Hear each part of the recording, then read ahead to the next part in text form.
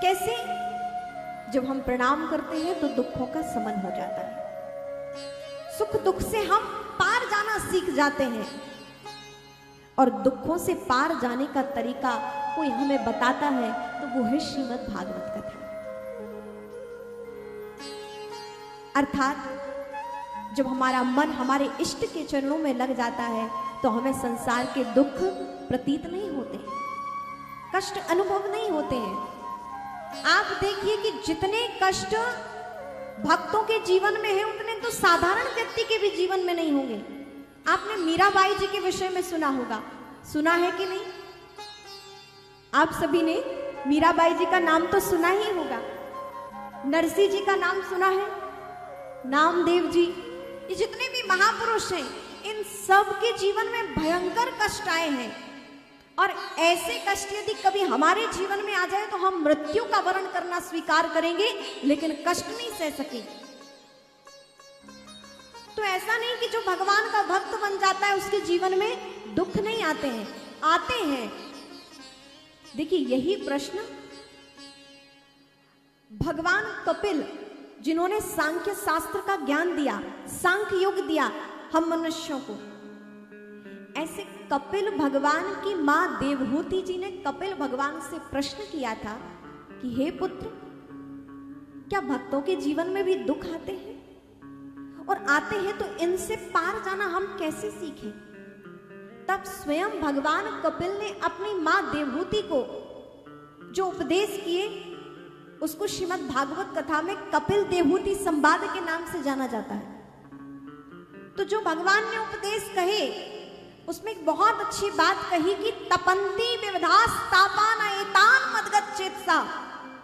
हे मां, ऐसा नहीं कि मेरे भक्तों के जीवन में कष्ट नहीं आते, घोर कष्ट आते हैं, लेकिन मेरे भक्त मेरा चिंतन करते हैं, उनका मन मुझ में लग जाता है, इसलिए उन्हें संसार के जो कष्ट हैं वो व्यापते नहीं, उन्हें वो दुख अनुभव नहीं होते हैं, क्योंकि वो तो अपने चित्त में मुझे अनुभव कर रहे होते हैं।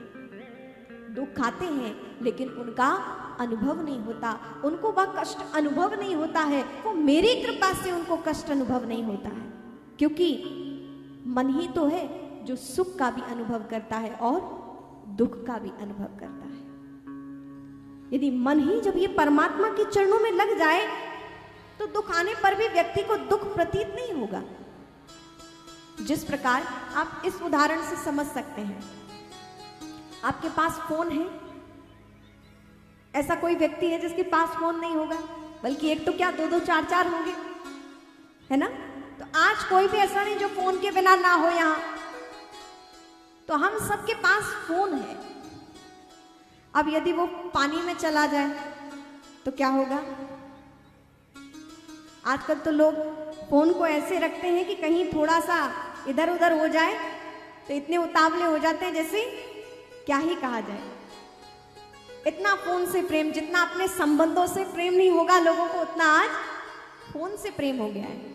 चले खैर, ये अपनी अपनी विशेषता, अपनी बात है, लेकिन हम इस उदाहरण से समझ सकते हैं कि जिस प्रकार फोन है उसको पानी में डाल दिया जाए तो क्या होगा? खराब हो जाएगा ना।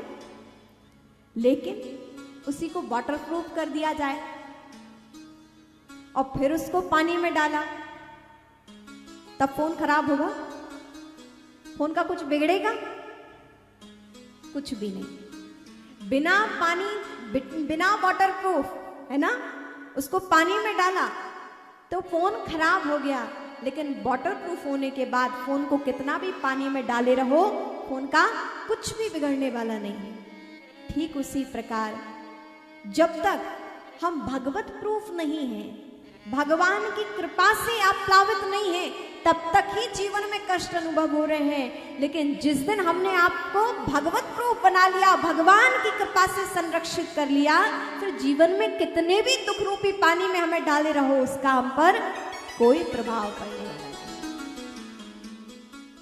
तो हमें क्या करना है? अपने आप को प्रभु भावित करना है, अपने आप को परमात्मा की कृपा से संरक्षित करना है, परमात्मा की कृपा का छत्र ओढ़ लेना है। फिर दुखों की कितनी भी बारिश हो, हम पर कोई भी प्रभाव पड़ने वाला नहीं है। इसलिए प्रेम से बोले राधे राधे राधे राधे राधे राधे। तो ये भागवत हमें प्रभु भावित करने वाली है।